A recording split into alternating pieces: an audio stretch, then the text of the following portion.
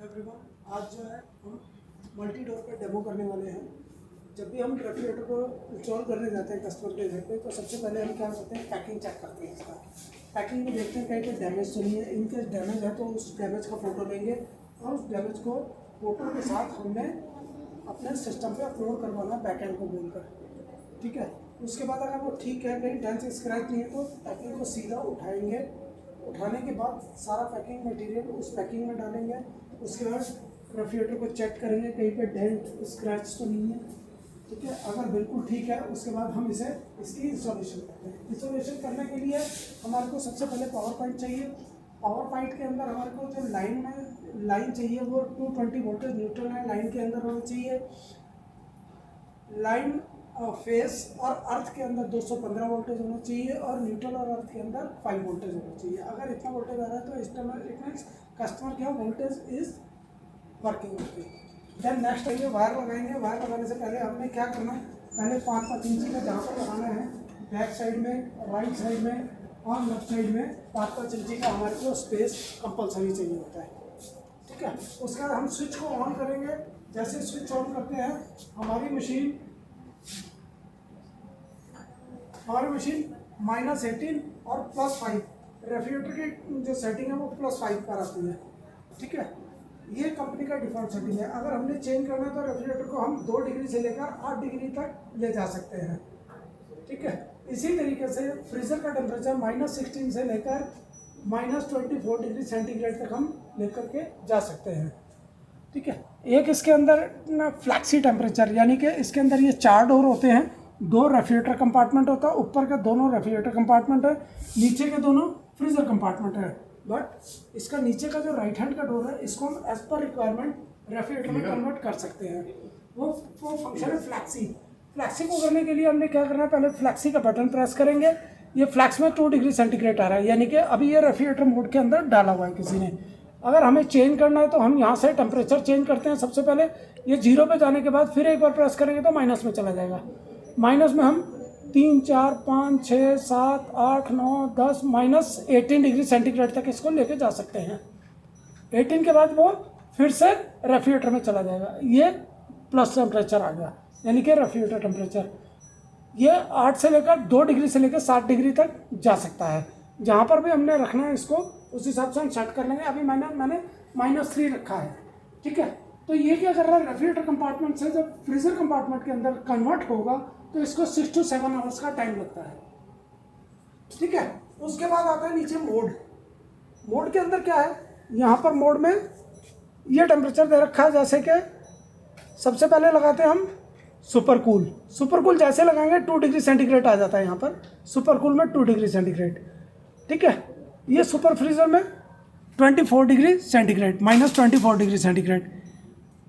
एक बार फिर से प्रेस करेंगे तो super cool and super freeze दोनों आएगा। एक बार फिर से प्रेस करेंगे तो वोकेशन मोड कब हम लगाते हैं, जब कस्टमर को कहीं 10 से 15 दिन के लिए बाहर जाना है तो वो रेफ्रिजरेटर को एम्प्टी करेगा, रेफ्रिजरेटर को खाली करेगा, ठीक है। और उसका जो फ्रोजन का सामान होगा वो हम फ्रीज़र के अंदर रख के कस्टमर जा सकता है, ठीक है। तो वोकेशन मोड तक इसको लगाएंगे। वोकेशन मोड लगाने का सबसे बड़ा बेनिफिट ये है कि फ्रिज के अंदर कोई बैड स्मेल, कोई फंगस वगैरह नहीं आती है और रेफ्रिजरेटर बिल्कुल फ्रेश रहता है। जब कस्टमर बाहर से घर में आता है तो मोड से बाहर आ सकता है।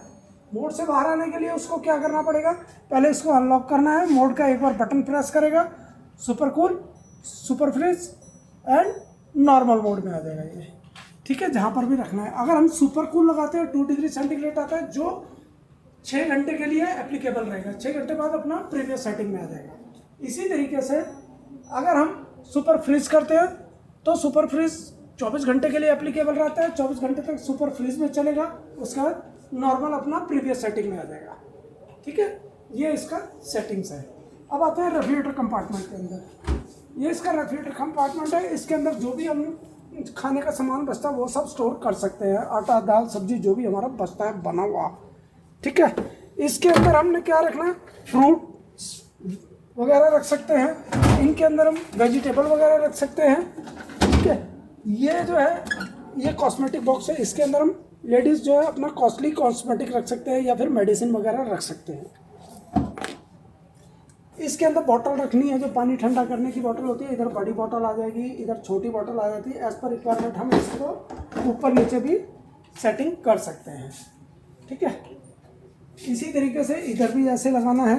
और यहाँ पर ये एग ट्रे दी हुई है, इसके अंदर एग रखना है। अगर कस्टमर एग यूज़ करता है तो एग रख सकते हैं, नहीं तो इसके अंदर लेमन वगैरह रख भी सकते हैं, ठीक है। उसके बाद ये फ्रीज़र कंपार्टमेंट है, ये इसकी आइस ट्रे है। आइस ट्रे के अंदर हमने क्या करना है, इसके अंदर पानी भर के रखना है, ठीक है। पानी जब भरेंगे उसके बाद जब हम इसे इस तरीके से ट्विस्ट करते हैं, इसको नीचे को पुश करेंगे, ये ट्विस्ट हो जाएगी। आइस क्यूब सारी ट्विस्ट होकर इसके अंदर आ जाती है, ठीक है। जब हम इस तरीके से ट्विस्ट करेंगे सारी आइस क्यूब्स इसके अंदर स्टोर हो जाएगी। कस्टमर इसको उठा के आइस क्यूब्स यूज़ कर सकता है, ठीक है। इसके अंदर फ्रोज़न फ्रूट्स वगैरह रख सकते हैं, इसके अंदर भी फ्रोज़न फ्रूट्स वगैरह रख सकते हैं, ठीक है। इधर आइस बना सकते हैं, आइसक्रीम बना सकते हैं, पूरा फ्रीज़र हम यूज़ कर सकते हैं, ठीक है। इधर छोटा मोटा जैसे कोई भी सामान रखना है हमने, जो हमारा फ्रीज़र के अंदर रखते हैं, वो सब यहाँ पर स्टोर करके दोनों तरफ रख सकते हैं।